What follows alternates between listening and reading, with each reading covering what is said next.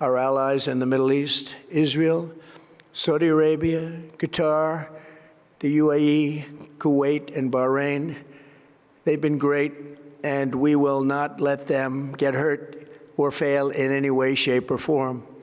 Many Americans have been concerned to see the recent rise in gasoline prices here at home.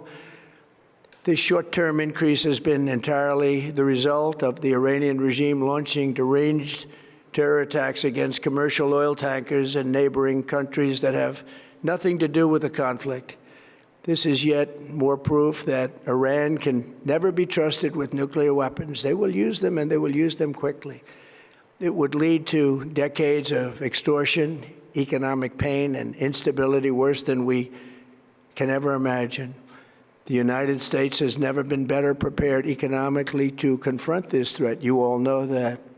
We built the strongest economy in history. We're going through it right now, the strongest in history. In 1 year, we've taken a dead and crippled country. I hate to say that, but we were a dead and crippled country after the last administration and made it the hottest country anywhere in the world by far, with no inflation, record-setting investments coming into the United States, over $18 trillion, and the highest stock market ever, with 53 all-time record highs in just 1 year. It all positioned us to get rid of a cancer that has long simmered. It's known as the nuclear Iran, and they didn't know what was coming. They've never imagined it. Remember, because of our drill baby drill program, America has plenty of gas. We have so much gas. Under my leadership, we are #1 producer of oil and gas on the planet, without even discussing the millions of barrels that we're getting from Venezuela. Because of the Trump administration's policies, we produce more oil and gas than Saudi Arabia and Russia combined. Think of that, Saudi Arabia and Russia combined. And that number will soon be substantially higher than that. There's no country like us anywhere in the world, and we're in great shape for the future. The United States imports almost no oil through the Hormuz Strait, and won't be taking any in the future. We don't need it. We haven't needed it, and we don't need it. We've beaten and completely decimated Iran. They are decimated, both militarily and economically and in every other way. And the countries of the world that do receive oil through the Hormuz Strait must take care of that passage. They must cherish it. They must grab it and cherish it. They can do it easily. We will be helpful, but they should take the lead in protecting the oil that they so desperately depend on.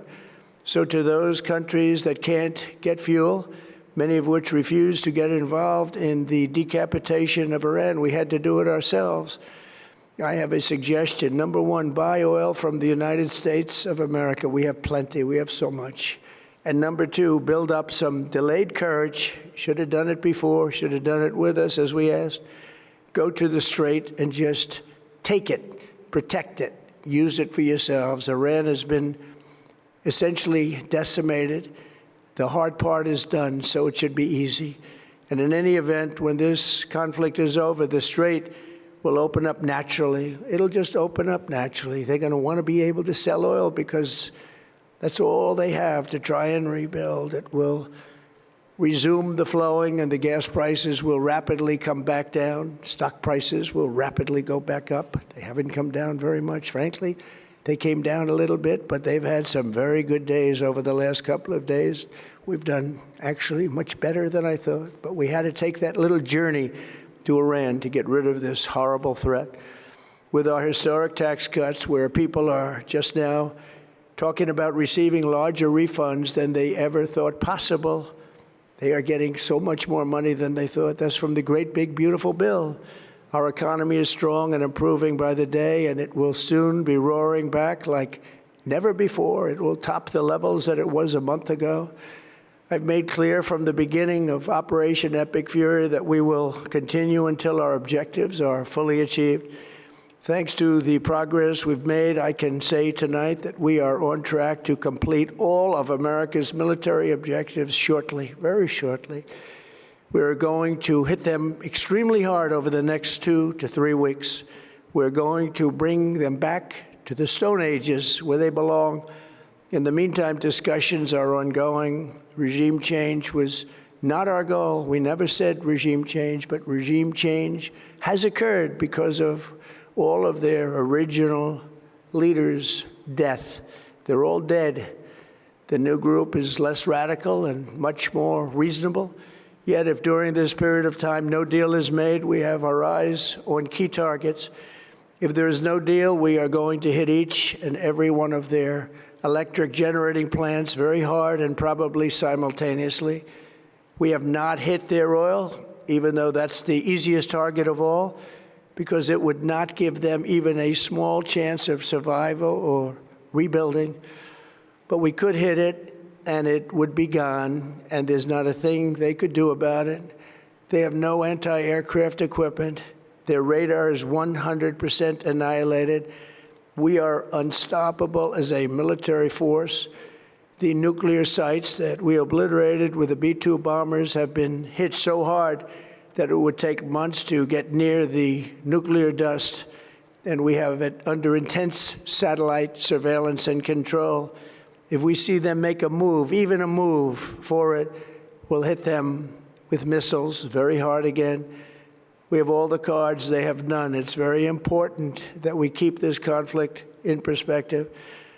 American involvement in World War I lasted 1 year, 7 months, and 5 days. World War II lasted for 3 years, 8 months, and 25 days. The Korean War lasted for 3 years, 1 month, and 2 days. The Vietnam War lasted for 19 years, 5 months, and 29 days. Iraq went on for 8 years, 8 months, and 28 days. We are in this military operation, so powerful, so brilliant, against one of the most powerful countries for 32 days. And the country has been eviscerated and essentially is really no longer a threat. They were the bully of the Middle East, but they're the bully no longer. This is a true investment in your children and your grandchildren's future. The whole world is watching, and they can't leave the power, strength, and brilliance. They just can't believe what they're seeing. They leave it to your imagination, but they can't believe what they're seeing, the brilliance of the United States military. Tonight, every American can look forward to a day when we are finally free from the wickedness of Iranian aggression and the specter of nuclear blackmail. Because of the actions we have taken, we are on the cusp of ending Iran's sinister threat to America and the world. And I'll tell you, the world is watching. And when we do, when it's all over, the United States will be safer, stronger, more prosperous, and greater than it has ever been before. May God bless the men and women of the United States Armed Forces, and may God bless the United States of America. Thank you very much, and good night.